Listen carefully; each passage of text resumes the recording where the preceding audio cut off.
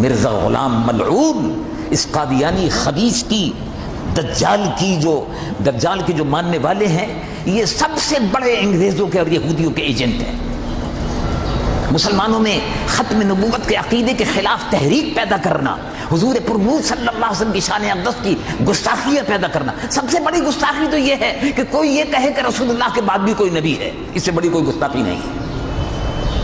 اور ہمارا عقیدہ یہ ہے، ہمارے سید الائمت سراج الامہ امام اعظم ابو حنیفہ رضی اللہ عنہ، ہم حنفیوں کے پیشوا جن کے ہم مقتدی ہیں، ہم حنفیوں کے امام اور پیشوا سید الائمہ سید التابعین امام اعظم ابو حنیفہ رضی اللہ عنہ وارضاہ ارشاد فرماتے ہیں کہ ایک شخص آیا اور اس نے کہا کہ آج کل ایک شخص نے نبوت کا دعویٰ کیا ہے، یہ تو ہر دور میں دعوے کرتے رہتے ہیں، پاگل، بھوکے، ننگے، لالچی، پیسہ کمانے کے لیے، جیسے پیسہ کمانے کے لیے لوگ پیر فقیر بن جاتے ہیں، مجذوب بن جاتے ہیں، ایسے ہی پیسہ کمانے کے لیے جاہل لوگ ممبروں پہ بیٹھ جاتے ہیں، وعظ و تقریر کرنا شروع کر دیتے ہیں پیسہ کمانے کے لیے۔ ایسے ہی وہ جاہل کھانے پینے کے لیے پیسہ نہیں تھا، شروع کر دیے دعوے۔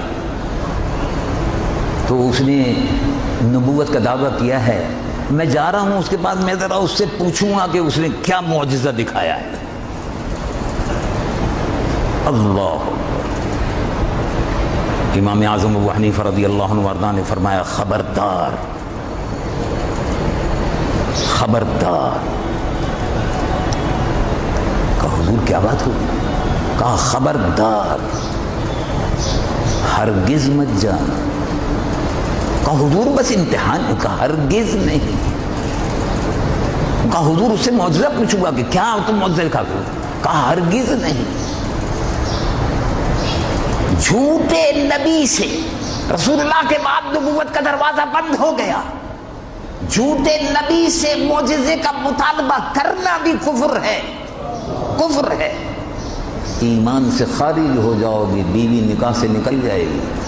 خبردار، کسی سے معجزہ طلب کرنے کا سوال ہی پیدا نہیں ہوتا، کسی سے نبوت کی علامت اور اس کے سلسلے میں کچھ کہنے کا سوال ہی پیدا نہیں ہوتا۔